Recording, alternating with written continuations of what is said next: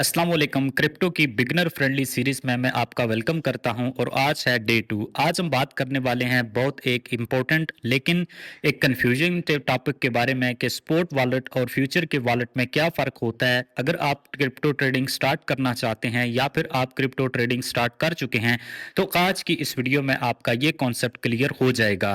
तो सबसे पहले हम स्पॉट वॉलेट की बात करते हैं कि ये क्या होता है। स्पॉट वॉलेट में आपकी वो क्रिप्टो करेंसी होती है जो आपने खरीदी होती है, जो रियल में उसके एसेट्स जो हैं वो आपके वॉलेट या अकाउंट के अंदर आ जाते हैं। For example bitcoin, Ethereum, USDT वगैरह आपके टोकन्स जो है वो आपके वॉलेट के अंदर मौजूद होते हैं और इनको आप किसी भी जगह किसी भी टाइम अपनी मर्जी के हिसाब से जो है यूज़ कर सकते हैं। इनके बेसिक 3 ऑप्शंस होते हैं।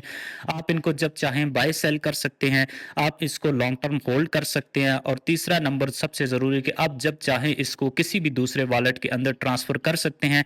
मतलब कि स्पॉट वॉलेट के अंदर की गई बाइंग का 100% कंट्रोल आपके पास होता है। बाकी उसकी प्राइस अप डाउन हो सकती है, लेकिन जितनी क्वांटिटी के अंदर आपने वो टोकन्स खरीदे होंगे उनके आप ओनर होते हैं। फॉर एग्जांपल आपने एक एथेरियम खरीदा $2000 का, उसकी प्राइस जो है वो $1000 आ सकती है, $500 आ सकती है, लेकिन आपका वो एक एथेरियम एक ही रहेगा आपके स्पॉट वॉलेट के अंदर जब तक आप उसको सेल नहीं करते।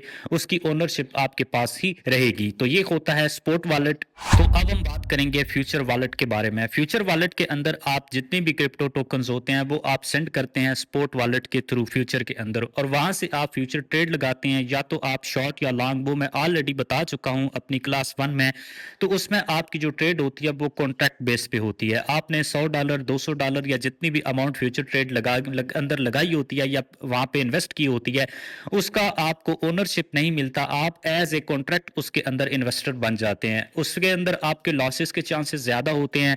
वो आपके टोकन्स जो हैं वो आपने एक शॉर्ट टाइम के अंदर एंट्री या एग्जिट लेना पड़ता है, लेकिन उन टोकन्स के आप ओरिजिनली और ऑर्गेनिकली आप उनके ओनर नहीं होते। तो अब मैं आपको बताता हूं कि आपके स्पॉट फंड्स क्या होते हैं और आपके फ्यूचर फंड्स क्या होते हैं और इनको इधर से उधर ट्रांसफर कैसे किया जा सकता है। आपको साइड पे स्क्रीन नजर आ रही होगी। मैंने अपना बिटकिट वॉलेट ओपन कर लिया है, या इसकी एक्सचेंज का अकाउंट आपके पास मौजूद नहीं है तो डिस्क्रिप्शन में आपको वीडियो मिल जाएगी, उसको देखकर आप अपना अकाउंट बना सकते हैं। यहाँ पे मार्केट थोड़ी सी डाउन है तो मैं आज आपको लाइव एग्जांपल बताता हूँ। मैं यहाँ से एसेट्स के ऊपर आता हूँ। ऊपर आप चेक करें तो एक आपको ये स्पोर्ट का ऑप्शन मिलता है, उसके बाद आपको ये फ्यूचर्स का ऑप्शन देखने को मिल जाता है। फॉर एग्जाम्पल मैं स्पोर्ट के ऊपर आऊँ तो यहाँ पे आप देख सकते हैं कि तकरीबन 11,212 रुपये अभी मैं लॉस में चल रहा हूँ, लेकिन मुझे सबसे बड़ा फायदा ये है कि मैं सुकून में हूँ। उसकी वजह ये है कि जैसे यहाँ पे आप देख सकते हैं कि 89,068 जो है, तकरीबन जो है 89,000 मेरे पास जासमी टोकन्स पड़े हुए हैं। अब मुझे इसकी टेंशन नहीं है, ये मेरे पास हैं और मैं इनका ओनर हूँ। मैं इनको जब चाहे बेच सकता हूँ, जब चाहे इनको किसी और बंदे को ट्रांसफर कर सकता हूँ उसके वॉलेट एड्रेस पे। मैं सिंपल इनके ऊपर क्लिक करके यहाँ से ट्रांसफर करके या फिर सिंपल मैं यहाँ से विड्रॉ करके इनको सेंड कर सकता हूँ। इसका एक तो ओनरशिप मुझे मेरे पास इस बात का रहता है, और दूसरी बात कीजिए तो इसकी प्राइस जो है वो जितनी मर्जी डंप हो जाए, बिल्कुल जीरो पे भी चली जाए, तो फिर भी मेरे पास 89,000 जास भी रहेंगे। जब इनकी प्राइस ऊपर जाएगी तो मैं इनको सेल कर दूंगा। सेल परचेज करने का तरीकाकार अगर आप डिटेल से समझना चाहते हैं तो क्लास 1 को वॉच कर लें। अब हम बात करते हैं फ्यूचर्स की। तो फ्यूचर्स में मेरे फंड्स अभी जीरो हैं।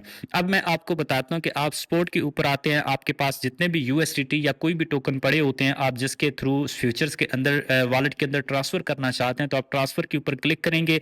तो इसके ऊपर क्लिक करने के बाद आप यहां से ऊपर देखें तो यहाँ पे spot from spot to USDT M futures, यहाँ पे क्लिक करके आपके जितने भी यूएसडीटी होंगे आप कंफर्म के ऊपर क्लिक करेंगे।